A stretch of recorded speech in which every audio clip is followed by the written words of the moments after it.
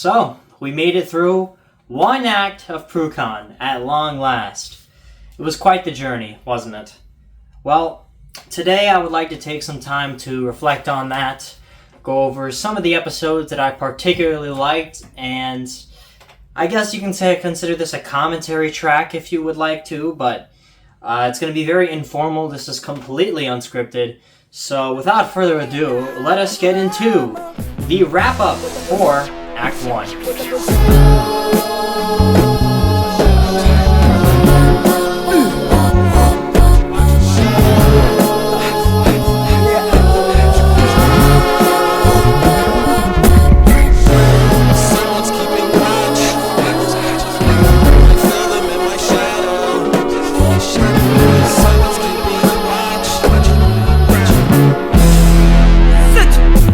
I think that the best place to start this would be, where the hell did I get the whole Prucon idea from in the first place? Especially the character I've been playing this whole time, Jape. This actually goes back to 2023, and this was during a time period where I had no channel at all. For those of you who have been subscribed for a very long time, which is not many of you, this channel went under a different branding in the past, many years ago. I do not feel like I need to say the name of that. If you know, you know. I had this one series on there where it was a review series, but it also followed a plot line. And then that series ended prematurely in 2021. And ever since it ended, my big goal was to not necessarily continue that series, but to continue the plot line of that series. For the longest time, I could not do that until I got out of my home and into college, which, by the way, this is obviously not my dorm room. I'm home for now. The idea came about in 2023 for the Prucon series. During such time, I went under the Valence branding for a while, and that was during a very dark portion of my life where, things were not going well. And I came up with this idea, and the very first thing I ever made for the Prucon channel was the character. I went into Gacha Life. Yes, I use Gacha Life as a reference. Not very proud of it, but that's what you gotta do when you don't know how to draw. I went into Gacha Life, I made a little character, put some clothes on it, and this was the very first concept for the channel ever. And you'll look at it and you'll see, wow, that looks almost exactly like the final character. I mean, I kind of perfected it from the start. I knew that I was gonna wear the red blazer because I just like the color red, and harkens back, of course, to Blood on the Dance Floor by Michael Jackson. That was partially the inspiration for that. The hat as well, the fedora. I wore that a few years ago as another character. I'll get into the lore stuff probably later on in this video, but there is lore behind the design. Every piece of the design actually means something. I just really perfected it from the start, and then in 2024 is when I would buy the clothes and such. Now, when it came to the video ideas, the first idea I had for the channel was the Unhappy Campers review. That is something actually I've been meaning to do since the episode Unhappy Campers came out in 2023, but at the time, I didn't have a channel, so I couldn't make a video about it. I knew I wanted it to be a big review, and we ended up getting, of course, the review that came out.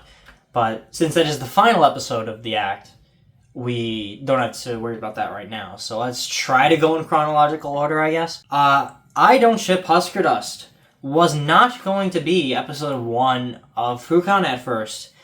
I originally wanted to do every Has-Been Hotel Season 1 song ranked, but I decided not to do that because I knew that when Prucon was starting in September, Has-Been Hotel would be old news, right? Nobody would care to watch a song ranking in that long after the show came out, whereas Husker Dust I felt like was more timely because that's something that's generally more relevant. I'm pretty sure, actually, Husker Dust was one of the most written about ships in 2024 on A03.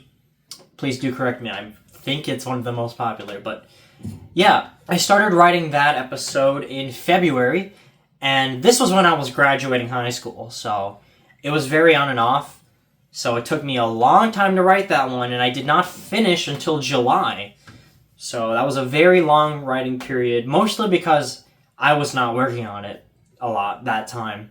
But it got done, and then I wrote the Bop It episode also before the show started. And those are the only 2 scripts I had written at that point. Another piece of trivia is that Prucon was not going to be the name of the channel at first. I originally wanted to title the channel Japeth, the name of the character, Jaypee. And that was actually my channel name concept for a long time. It wasn't until summer of 2024 that I was like, nah, it doesn't work. And the reason I changed it is because I like the name. It's short. It's probably recognizable, but the issue is it's really easy to make fun of that name, right? You just gotta pronounce it wrong. JP, urine. So I knew I was making a good choice by not using that name as the channel name. That is, of course, the name of the character, and I think it's a fitting name for him. We'll get into, again, lore stuff in a bit. But for the name of the channel, I'm glad I opted for Prucon. And the logo, I designed that myself. In case anyone was wondering what these fonts were, this is in Lexend, which is also the font for everything in the channel. Every text box you see in the video, unless it's a Comic Sans box, it is in Lexend. I started using that font in late 2023, and it just stuck. And the Prucon text is in a font called Nordic Pro Bold. That font I discovered in summer of 2024 when I was working on some stuff for my alternate account, J Productions Legacy, and I found that font and I typed the word Prucon and it looked beautiful. So that's how this logo came about. And of course the simple fading in animation that is superimposed on every Canon video. I guess we'll talk more about the Husker Dust video since that is the first one. That video, I had no anticipation of it being that long. The final video was 25 minutes long. But when I was writing it, I legitimately expected like a 12-15 minute video. And the funny thing is, this applies to every episode of Prucon. There is no episode of Prucon that I wrote that did not come out longer than I thought it would be. Every single episode was significantly longer than I had anticipated it being. And I guess that's a good thing because it means that I have a lot to say about these topics. It's also a bad thing because it takes me a lot longer to edit, and that became apparent in the second half. But in Husker Dust's case, it definitely worked in its favor. I think that the video being longer kind of makes it more attractive. I moved into the Rochester Institute of Technology in August, middle of August last year, and I started filming a good 5-6 days in. I have completely glossed over the outfit. So the polo shirt, I already had that actually, and then the rest of the things I needed to buy. The first thing I got was the fedora. There's actually a picture of me wearing it before I shaved. So I still had a full beard at that time. And then after that, I got the shoes, I think. The jeans, I had them already, and the watch as well. And then the last thing I got was the blazer, actually, which I think is the most important, defining characteristic of his appearance.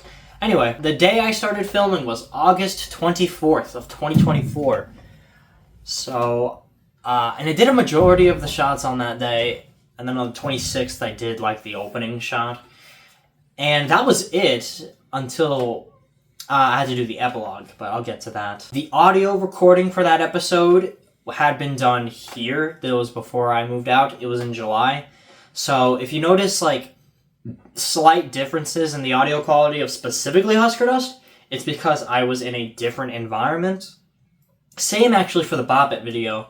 I recorded half of that here and then the other half in my dorm room. Going into Husker Dust a bit, it is a topic that I cared about. It was something that I thought was relevant, and specifically, Husker Dust is an extremely popular ship, of course. I knew that by taking on that, it would get a decent amount of views. But the thing you have to understand also is that I don't pick things because they're topical. I try to steer around things being topical, but in terms of actual video subjects, I have a giant list of videos that I think I created that list in March or so, 2024, and it's become this huge giant list. So, first of all, if you ever wonder if I'm running out of ideas, like Japeth says in the Retrofuturism episode, the answer is no. I always have a giant list of ideas that I can pick and choose from depending on how I feel. Husker Dusk was on that list, and I pushed it to be the first episode because I thought it would be a better start. I knew off the bat the first scene of the video was going to be the phone ringing and the conversation between Jape, who you don't see his face yet, and of course Izuyuki Kako on the phone, played by Ray. Everybody knows who Ray is at this point if you know who I am. And that's kind of how that started. I started editing on August 26th and finished pretty much the entire video by September 2nd, which is when I filmed the epilogue. And funny thing about the epilogue, actually, first of all, we had a lot of difficulty filming it, me and my roommate Ash, because of just the camera angle. I am no professional. I've been doing YouTube for a good 9 years, but I am not a professional filmographer, so we had some issues with that. The other interesting thing about that is there was some improv involved. I mostly stuck to my script because I wrote it, but for example, there were some funny bits that Ash actually threw in there. Like, when they say South Park for queer children, that was not in the script. That was something they ad-libbed, and it definitely worked. I think that the ad-libbing really brought some life into that scene, you could say. A lot of the stuff that actually happens in Prucon was set up on Ray's channel, Focus Corner, in the series Izu Explains, which is a direct... They both coexist. So, Jape has not appeared in Izu Explains yet, because that show has kind of been dormant for a while. It just came out with a new one, The Expedition, this month. Izu Explains is, in fact, core to Prucon, because if you don't have it, you will probably not understand any of the lore in the show. Now let's go ahead and get into actually the release of Husker Dust, because that was a very strange time. So I released it on September 6th, and day one it got 100 views, and I was like, alright, good. That's a good performance. I've succeeded. Second day, it gets another 100 views. We're up to about probably 250 by the second day, and I was like, alright, this is looking good. Then, inexplicably, I go to sleep, and then on Sunday, because the video released on Friday, I woke up on Sunday, and the video was trailblazing. I think it had 1,000 views when I woke up, and I was like, what the fuck? I had no anticipation that the video was just going to suddenly blow up, and it blew up in my sleep, okay? I was sleeping when this happened, and just to see it skyrocket, now that I'm talking to you, it has 90,000 views. I had no idea it would get that high. It was the first video listed on the channel, and yet it just skyrocketed so quickly. So I guess right now I'll say thank you everyone who watched it and showed their support, because I read every single comment I get, period, whether or not I respond to them. I really did not expect so many people to agree. I thought it would be mostly disagreement, actually, and we would have some debates in the comments, but no, it was mostly positive. And a lot of, even people who do ship them, they were conceding, so I guess I did a good job writing that one with Jape. And also, just to bring this up, there were a handful of SA survivors in the comments section of that video, so I would like to personally say, I'm very happy you are still here, and it means a lot to me that you find some sort of comfort in my video, and just enjoy yourself. Keep doing the best that you can. I'm proud of you that you're still around, and that's that. So I guess that's it for that video, and then the rest of the first bit of Act 1, admittedly not much to talk about. It was just, I write it, I film it, I record the voiceover, and then I edit it. A pretty straightforward process. I definitely learned some tricks when editing. For example, in the early videos, I would edit the video and audio at the same time, and it was extremely inefficient. Now, I learned that if you edit the whole audio track first, or at least edit it in bits and pieces, like per chapter usually, and then edit the video part, it becomes a lot, I wouldn't say easier, but it becomes more efficient. So, I've definitely been learning as I go, although notoriously, I am a slow editor.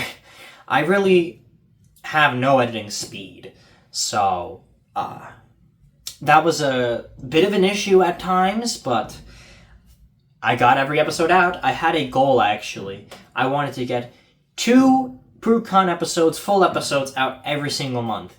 And with the exception of May, which is the finale month, so that doesn't really count, I was able to do it. The only hiccup, and we'll get to this now, is with the Apple episodes in November. November was a hard month to film. My roommate actually got into an accident during... it was the end of October. They got into an accident, and so they were kind of bedridden for that whole month of November, which was very unfortunate. Hopefully they are recovering if they're out there. It did make the Apple episodes especially difficult, and here's a little fun fact about that. The Apple fans and the Blue Bubble originally were going to be one episode. It was originally going to be titled Apple Fans, the Blue Bubble. And it was going to be this long video detailing everything about Apple. But I was editing it and I realized, oh no, I'm not going to be able to finish another episode. Why I Love Moxie was going to be the next episode, and my roommate was in that one. So I was like, okay, it's not going to work, right? So I made the decision to split the video into 2 episodes. Therefore, by technicality, I released 2 episodes in November. But, I mean, if you want to be really legitimate, it's supposed to be 1 episode. So that was also the first episode where Alden appeared. Alden has only appeared once, actually, in the Prucon series thus far. But already in Act 2, which I'm currently writing, he's going to appear more. And hopefully we can do some interesting things with that. Because I know that... Trust me, I know that Act 1 was very Izu heavy, and I get that that's probably not... You guys probably aren't a big fan of that, so I really do want to expand the cast as much as I can by bringing in more Alden and hopefully bringing in more people who want to be in the show. So that's definitely something to look forward to. So now let's get into the Moxie plush, which was an element I added to the series after the Moxie episode, of course, when he got it, and he's been a mainstay. So the Moxie plush released in March of 2024, and when I saw it, I legitimately freaked out. I was like, I need this plushie! Because me being a Moxie fan is real, right? I am a huge fan of him. Everything I said in character in the Moxie episode is my opinion. He's my favorite character of Hell of a Boss. And even though I'm not going to watch Hell of a Boss anymore, I still love Moxie. So, I really needed it. And I couldn't get it at the time. I didn't have a bank account and such. So then, finally, when I moved out to go to RIT, one of the first things I did was order the Moxie plush. And then I received it on September 2nd, I believe, actually, was the day that I received him. That's a little fun fact also. He's been around since the start of Prucon. But I hid him from the shot. So, in any episode before Moxie, you do not see him. I actually would put him on my bed, which was, my bed was, of course, lofted up so you couldn't see it. Kept him secret, and nobody knew he was there. And then, of course, in Moxie, I brought him out. That's Jophead getting him for the first time. Honestly, Why I Love Moxie might be my favorite episode of Act 1. First of all, I feel like I really delivered in my commentary on that one. It's one of the best written episodes. I feel like getting my points out, I really hammered it with that one. It's a very significant episode for the canon because Moxie debuts in that one. Of course, also we had some really great moments with my roommate in that episode. It was a fun episode, and I think it was my favorite episode to edit. Now, editing is a admittedly stressful process, but with that specific episode, I was really getting into it. I don't know what it was. I felt very comfortable in that time period.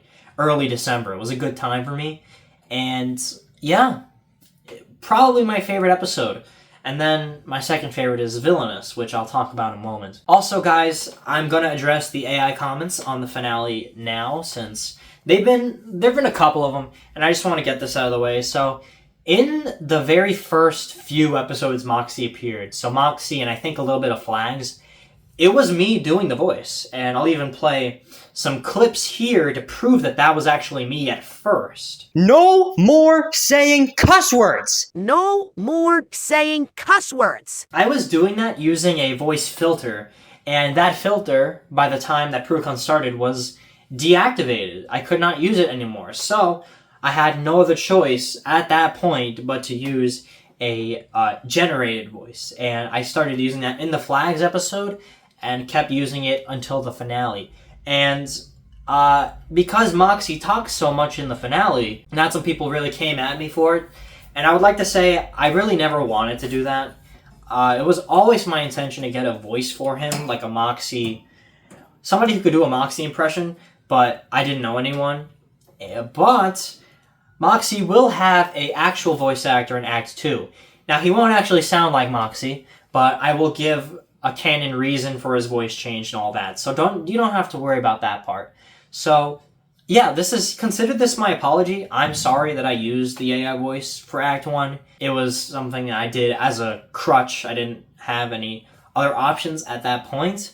But the good news is it's going to be gone now. That's the last time you hear him speak like that. So, we're improving as we go, folks. We are not using that voice anymore. Thank you all, actually, for your comments. I hear you. I get it. In this day and age, it's stupid to use AI. I didn't want to. And that's that. We are going to move on from that, and there we go. So another thing I'd like to quickly get into is why my roommate is absent for the second half of Act 2. And then we'll get into Act 1. And then we'll get into the second half in general. So the canon reason is that they got tired of Japet's bullshit and just left because Japet was a weirdo. But the real reason actually is that they had a leave of absence because, I won't get into it, but there was a lot of unfortunate events that happened to them over that first semester, so they had to do a leave of absence, and wherever they are, I hope they're doing quite well now. They are still a part of the Prucon cast, in spirit, even if they do not appear again in the actual series, but yeah. So no, there was no actual fallout, it was just really a matter of circumstance.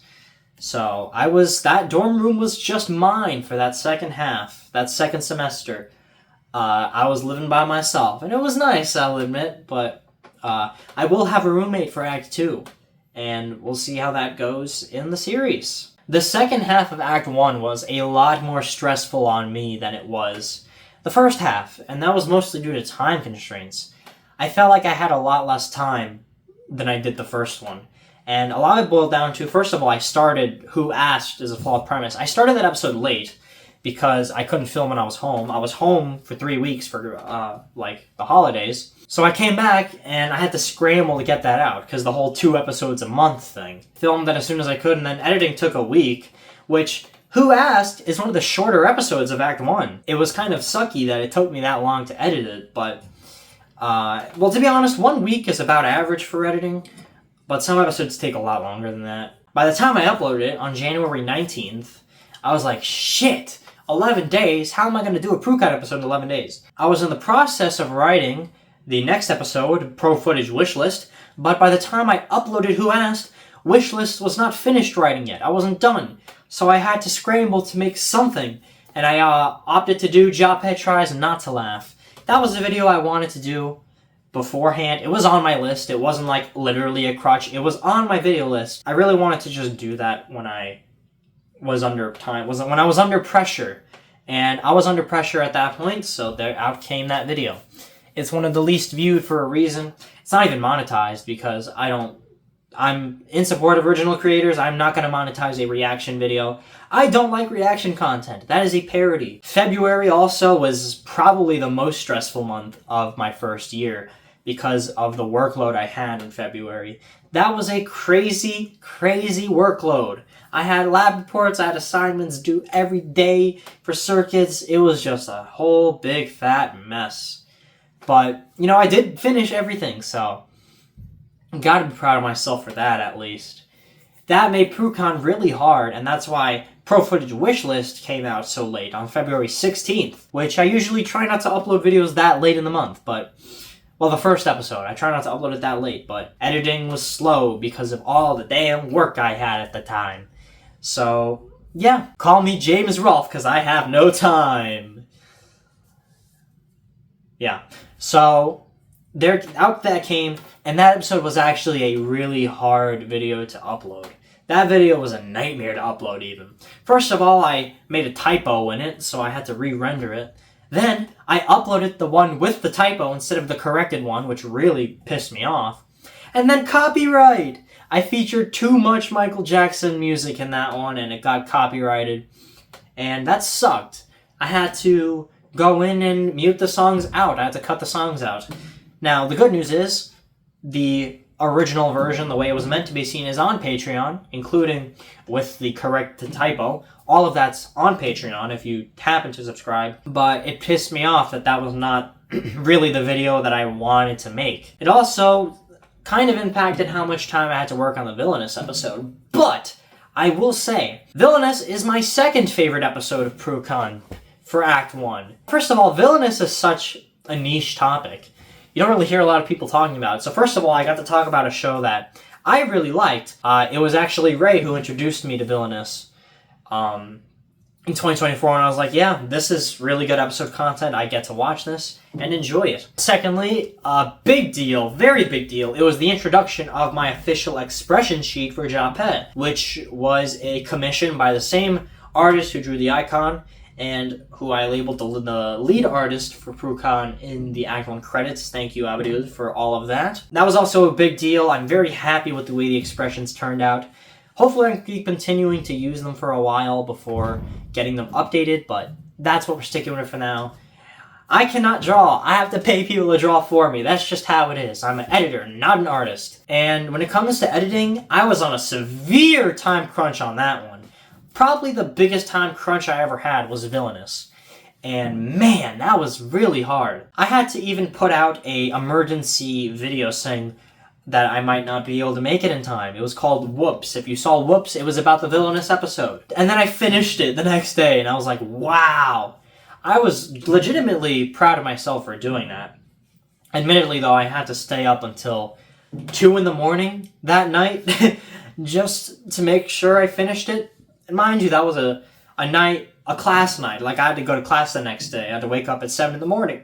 So, it did work out, though. The video came out, and it's thankfully one of the more viewed of the Act 1 episodes, so I'm happy with that. When it comes down to views in general, actually, the Act has been relatively inconsistent. Some videos do extremely well, and then others really flop. Particularly, when I talk about Vivzy Pop, those videos do well. When I talk about Michael Jackson, those videos do well. But then, when I talk about anything else, the videos just kind of flop. So, particularly Rubik's Cube, which might be the least viewed episode of the Act. Or it might be Retrofuturism, actually, because that came out after. But it's the least viewed in correlation to its upload date. I'm not too proud of that one, honestly. It's not one of my better episodes, but every episode means something to the plot, so you gotta enjoy it while it lasts, you could say. Then we go into March. March actually was also really a pain in the ass.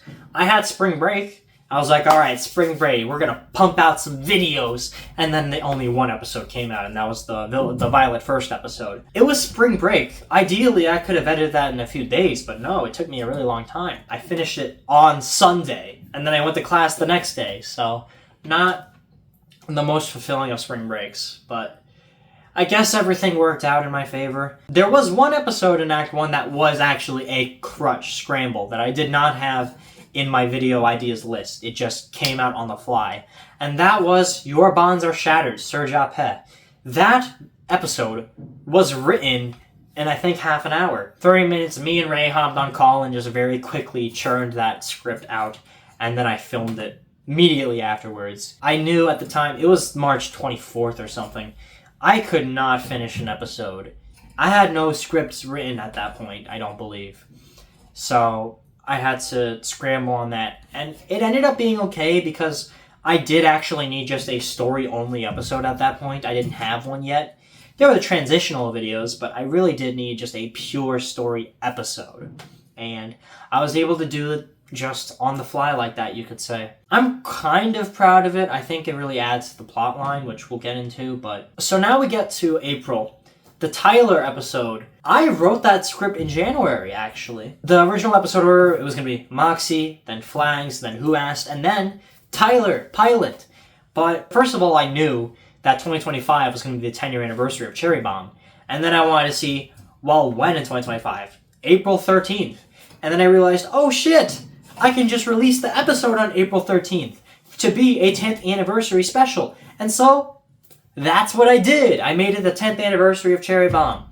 So, I wrote it in January. I finished it while I was home, actually, for a break. I just held on to that script, and I used it in April to release the Tyler video. That's why January didn't, Pro Footage Wishlist could not come out in January, is because I wrote that after I finished Tyler. If I had wrote Wishlist first, then we would have had that video probably come out in January, but that's obviously not how it turned out. And I'm glad that it came out this way. I'm really happy that it came out as a 10th anniversary special. That's also probably one of the top episodes of Act 1. I think that was a good one, and it got a lot of views. So thank you all for watching that. It did get copyright claimed, but after a month of dispute, it did get released. I don't know how much ad revenue it made, because it's been a month, but we'll see when YouTube updates its system. Retrofuturism, of course, going back to what I said in the Bop It episode. I hinted at that, and I knew I was going to do that eventually. I didn't know I was going to do it in Act 1, but I knew I was going to do it. And then, of course, May, the finale. I'll briefly go over some things about the finale. Again, I said this earlier, this was a video I wanted to do for years, before Husker Dust, before anything Hasn't related. I wanted to shut down Unhappy Campers. Originally, it was going to be a double review. As I say in the video, as Japet, I wanted to review X's and Oo's and Unhappy Campers. It was going to be a two-part episode. It was going to be everything wrong with Hell of a Boss, and then the worst episode of Hell of a Boss. It was going to be a 2-in-1 special. But I started writing it. Legitimately, there was a script for X's and Oo's ready. I wrote the summary of X's and Oo's, thinking I was going to review it. Then I watched it. I watched it with critical eye and everything, and I realized that episode is really not as bad as I remembered it being. When I watched it in 2023, I was a very angry person. I was irritable. I was really pissed off at the world, so the episode just really irked me at the time. But then I rewatched it now that I'm at peace, and I realized it's not even that bad. Whereas when I rewatched Unhappy Campers, I was like, yeah, this still sucks, right? So I decided to scrap the X's review and just make it Unhappy Campers only. And looking back, I'm fucking glad I did that, because 45 minutes for just Unhappy? Fuck, imagine if I did X's also. I will say, I'm very happy with the way the finale came out. There's one comment, though, that I wanted to address. I don't remember it offhand, but it was somebody calling me a mentally ill neckbeard, unironically calling their audience Homo sapiens and all that. It was so funny to me, because people think like that Japet is a real person. Man, I just really find the prospect of that hilarious. The channel description says that it is a fictional web series, but I guess some people take it a little too seriously, and I'm not at all offended. This doesn't make me mad. I just wanted to address it because it's funny, right? That people think that that's really how I act, unironically. And it should be apparent, like, nobody actually acts like this. Nobody wears a fucking fedora daily. Nobody wears a red blazer all the time.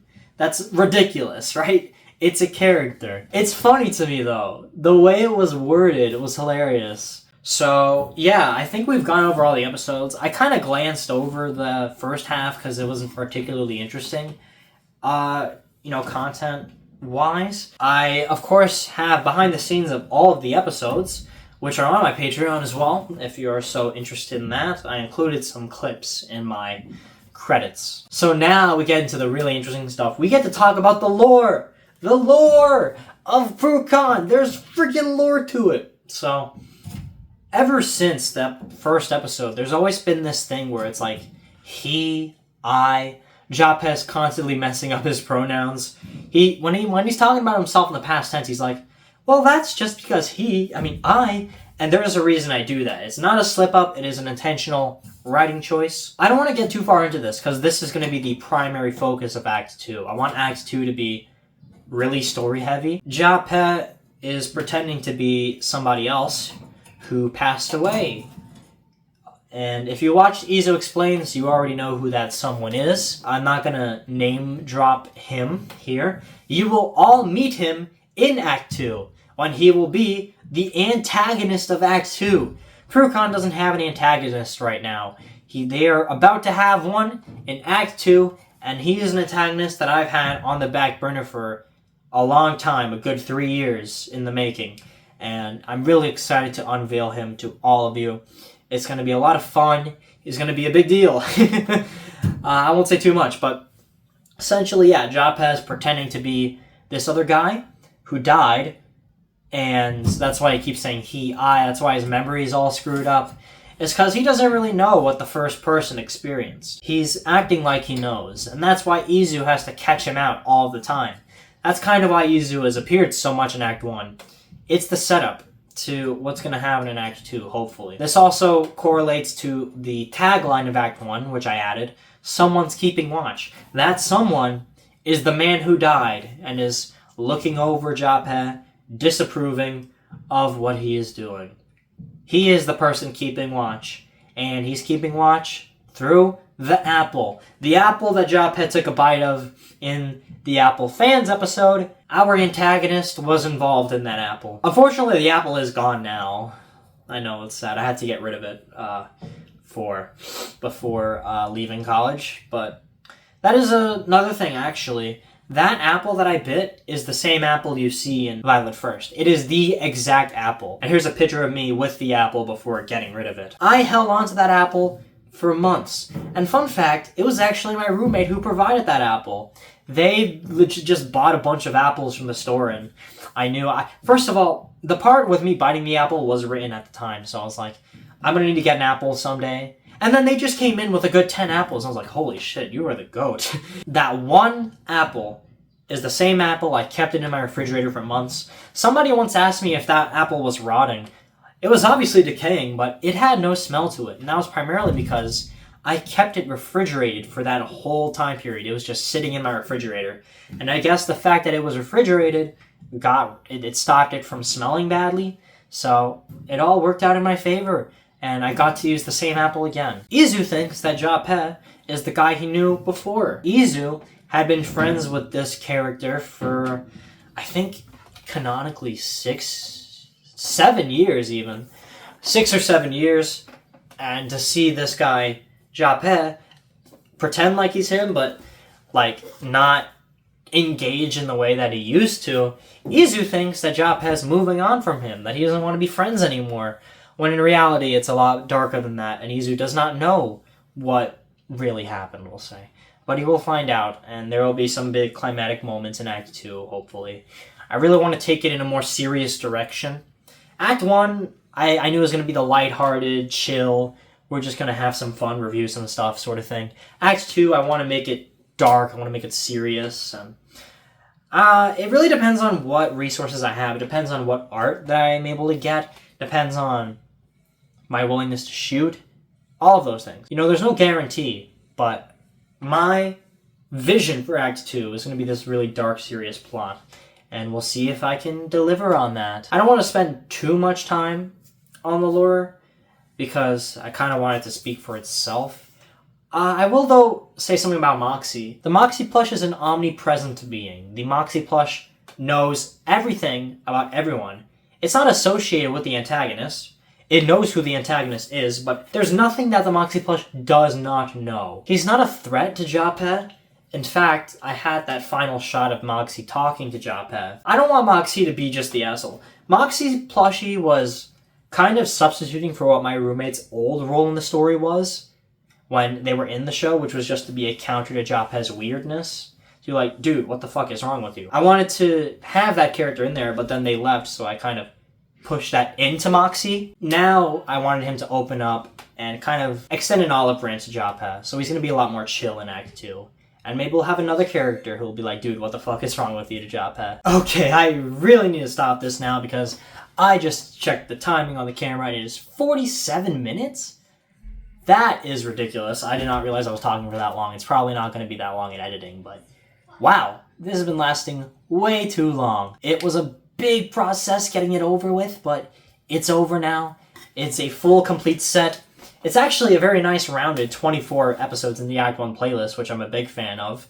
And at that rate, I guess I can say goodbye to everyone. And I would like to say, first of all, thank you all so much for sticking through this act. Those of you who just joined now because of the finale, or those of you who have been around since the start or came around in the middle. It was a long process, and we made it through, and there's a lot to look forward to going into the next act, and hopefully the other acts in the future. I want Prucon to be a 5-act series. I know I'm kind of spoiling it, but it's going to be 5. I have plenty of other social medias if you would like to contact, And who knows, I may go live and answer shit one of these days, but that's a wrap for now. A wrap on this wrap-up, you can say. Thank you all so much for watching. And this has been my magnum opus, and it means the world to me that you want to support it. So, thank you all very much, and that'll be it.